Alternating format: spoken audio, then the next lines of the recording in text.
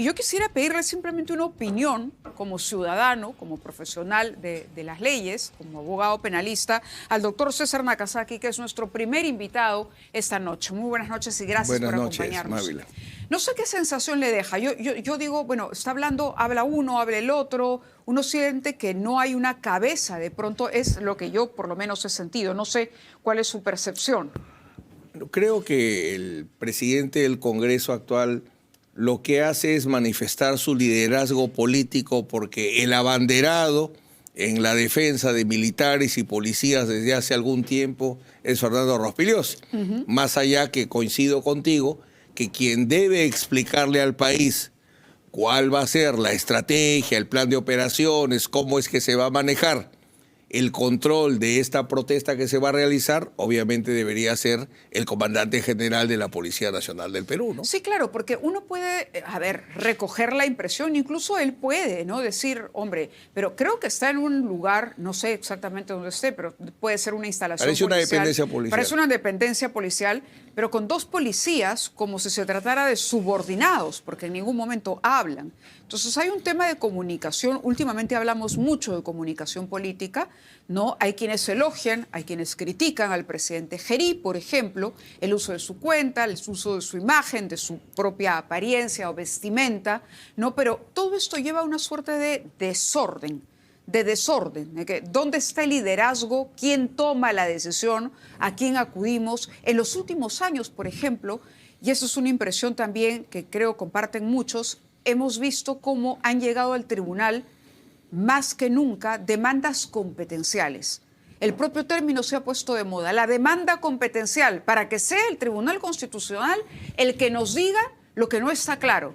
O la Constitución se redactó mal, o dejó muchos vacíos, o cada quien quiere imponerse sobre el otro y entonces apela al Tribunal Constitucional bajo la figura de la demanda competencial. Lo que pasa es que todo esto es consecuencia de una profunda crisis institucional que comienza cuando se obliga a renunciar a Pedro Pablo Kuczynski y entramos a una sucesión de cambios de presidentes, cierres del Congreso por las buenas y por las malas.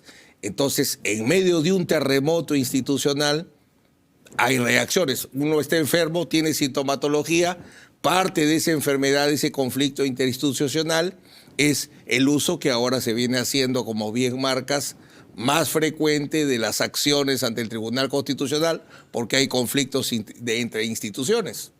Claro, vemos a un Son ejecutivo... síntomas. Sí, Son síntomas. Sí, son síntomas, pero llama la atención. Es decir, el Congreso no tiene iniciativa de gasto, sin embargo, se advierte que hay un paquete de leyes que van a afectar la caja fiscal. Tenemos los problemas en el Ministerio Público, ¿no? Una fiscal que acude al Poder Judicial, la Junta que no hace caso, la Junta que exige una aclaración. Vamos otra vez, el Jurado Nacional de Elecciones, ¿no? Dice no hay que inscribir a tal partido, no procede la participación de tal partido político, el partido va al Poder Judicial. Lo que pasa es que ya con un cuarto del nuevo siglo, a veces nos olvidamos de que estamos en el siglo XXI y que ya pasó un cuarto. Lo que sucede es que hay que recordar que el Perú es una república en construcción y no se puede dejar de construir. Nosotros no somos como el viejo continente o el oriente que tiene instituciones milenarias.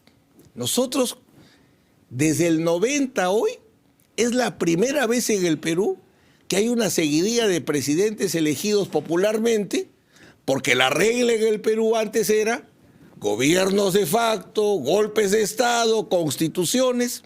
Nosotros, insisto, y eso siempre como profesor universitario, papá y hasta abuelo, somos una república en construcción y hay que seguirla construyendo. El problema es que no se va a construir sola. Queremos que funcione la justicia, tenemos que hacer que buenas mujeres y hombres de derecho vayan a ser jueces. Queremos que funcione la política, tenemos que crear un sistema político adecuado. Y somos una república en construcción, no en destrucción. Llamaba mi atención más temprano, y lo compartíamos con el productor del programa, el elogio, digamos, puede ser así, usted me dirá, que ha hecho a través de sus cuentas sociales sobre la defensa de Aníbal Torres durante la audiencia por parte de su colega, el doctor Rodríguez. Duberlí Rodríguez. Sí, Duberlí Rodríguez. Aquí tengo ayer en el juicio oral del expresidente Castillo, Duberlí Rodríguez hizo un buen alegato en favor de Aníbal Torres. Trabajo bien porque no se configura rebelión ni en grado de tentativa ni de conspiración. Cuando hemos conocido, es un político de izquierda, pero sabe diferenciar abogacía y política. Y me interesó mucho que se pronunciara porque en los últimos días hemos visto cómo, por ejemplo, se ha presentado ya la posibilidad de que Pedro Castillo vaya como candidato al Senado. Ayer estaba el doctor Wilber Medina, decía, no hay ningún problema, él podría postularse, ¿no? En tanto el juicio esté todavía en marcha y no se pueda tipificar o no se le pueda responsabilizar o condenar por algún delito. Y lo otro que llamaba también la atención es que no hay una inhabilitación, ¿no? ¿Cómo analiza usted qué es lo que va a pasar en ese proceso contra Pedro Castillo? ¿En qué va a acabar y cuál va a ser la situación de Betsy Chávez, quien por el momento se mantiene gracias a un asilo dentro de la Embajada de México, pero sin poder sacar un pie? Cuando era pleno gobierno de Pedro Castillo, quizás recuerdes, tuve que salir en el Canal 2 a denunciar públicamente la corrupción de los casos de Zarratea como abogado de Karelín López, y luego de Bruno Pacheco hice una serie de denuncias públicas, incluso desde el Congreso, explicando la red de corrupción que había en los casos Zarratea, como le llamé. El problema del sistema de justicia y el Congreso es que en vez de desarrollar los casos de corrupción, que son muy potentes, desde el alcalde de Anguilla hasta Marca Group, que debería llevar a que Castillo hoy tenga 3, 4, 5 juicios. Cuando tú me comentas que él podría postular a ser senador o algo, definitivamente no tiene ningún mérito político ni moral para hacerlo, porque conozco desde adentro todos estos temas de corrupción, cómo se construyeron, pero por el pleito que hablábamos hace un momento de Fiscalía de la Nación con el Congreso, no se han desarrollado. Y termina este caso de rebelión, y ahora el tribunal, comprendiendo que está floja la acusación, plantea una alternativa de conspiración para rebelión, donde inteligentemente ayer Duberlí Rodríguez ha recordado el único antecedente de corrupción para rebelión que existe en la justicia peruana. Esa conspiración de Vladimiro Montesinos, los comandantes generales y el director general de la policía, donde conspiraron para hacerle un golpe a Alberto Fujimori si es que podía ganar Toledo. Y los condenaron porque dijeron conspiración para rebelión es un acuerdo entre personas que tienen la capacidad para alzarse en armas. Comandantes generales, el jefe de facto del CIN, evidentemente tenían capacidad para alzarse en armas.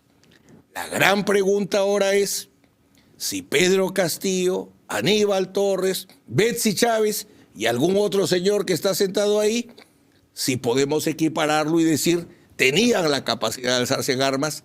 Creo que ese es el tema de discusión que la sala seguramente va a resolver en 1 o 2 semanas. ¿Y cuál es su pronóstico? 50-50.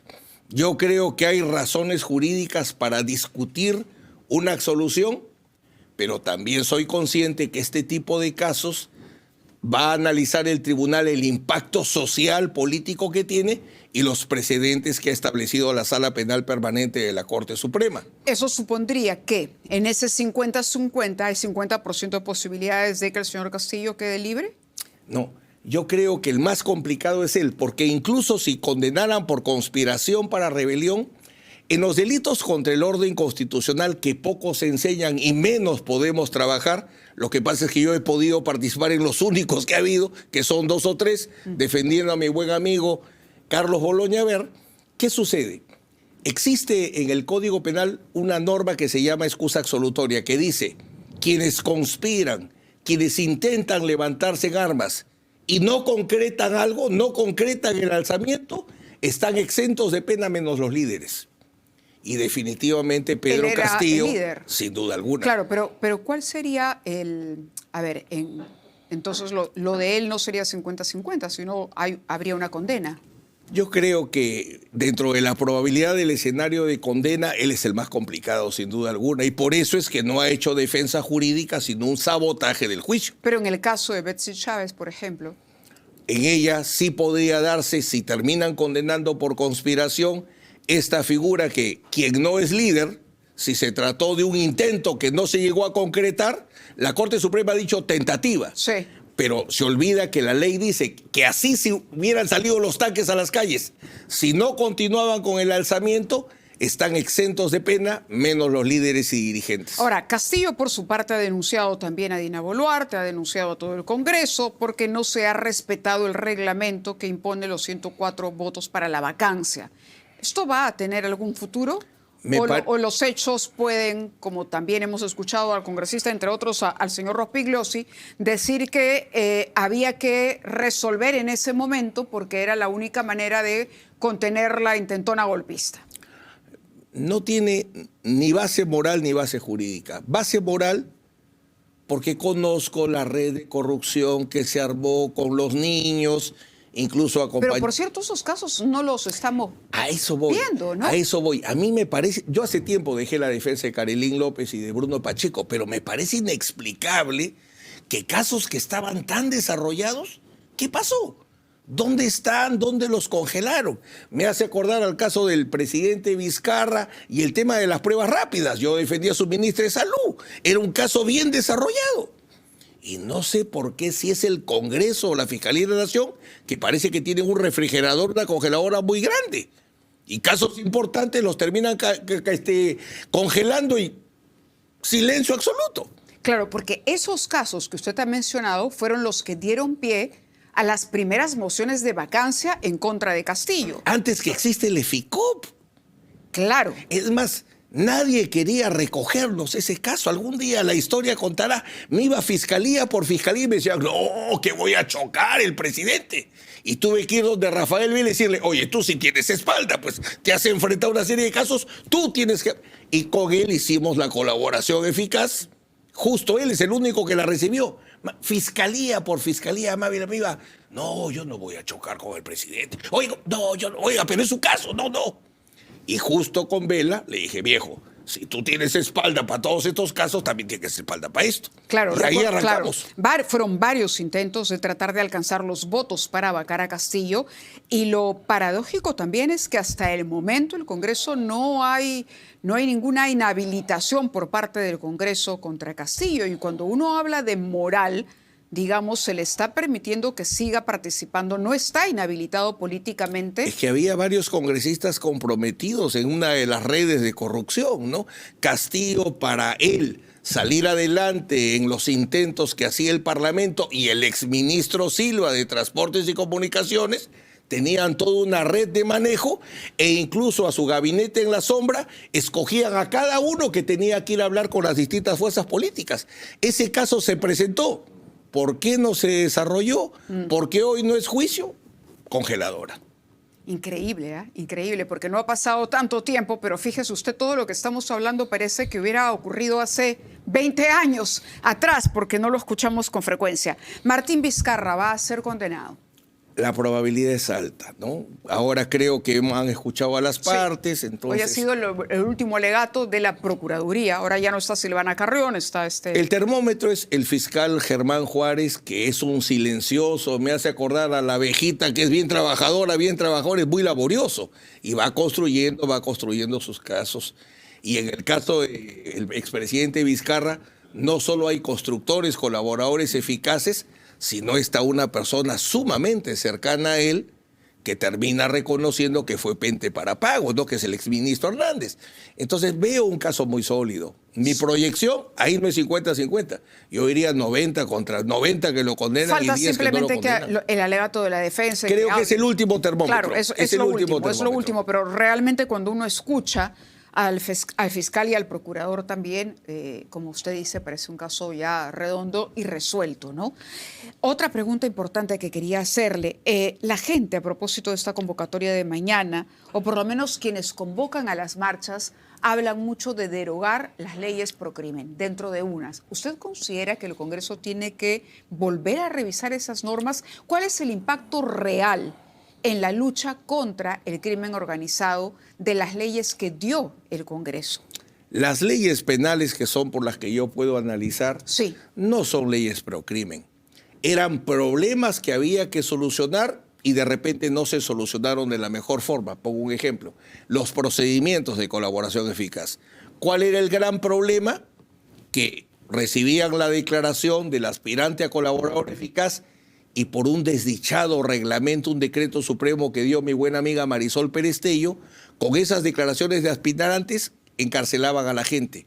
Y a la Fiscalía ya no le interesaba la corroboración, ya no le interesaba negociar el acuerdo, lo exprimían al colaborador y lo dejaban tirado. Lo más peligroso del mundo, Mávila, es un aspirante que tenga años sin acuerdo, porque en su desesperación para lograr, viene un fiscal y le dice: yo soy sastre y tenemos que tejer tela, y se terminan inventando casos. ¿Qué hizo el Congreso? Le puso plazo. La corroboración tiene un plazo, tú tienes un plazo para negociar y celebrar el acuerdo.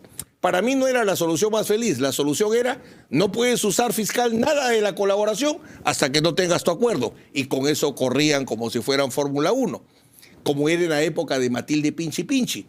¿Por qué los procuradores y fiscales podían utilizar a Matilde Pinchi Pinchi? Porque ya había un acuerdo. Y en ejecución de ese acuerdo, con nombre y apellido, como recordarás, iba a los juicios. Entonces, estas leyes que dicen procrimen, en realidad, las penales, que son las que yo puedo analizar, había problemas, el Congreso tenía que corregirlas, en algunas acertó y en otras no ha acertado, y son leyes que habrá que modificar. De acuerdo, doctor. Antes de terminar, ¿cree que la doctora Delia Espinosa debe retomar? En esas condiciones me parece que no. No. Yo creo que la Junta de Fiscales ya ha marcado, hay que estabilizar el Ministerio Público hasta que un nuevo régimen legitimado en el gobierno y en el Congreso haga la reforma que es indispensable, que es la escuela de la magistratura.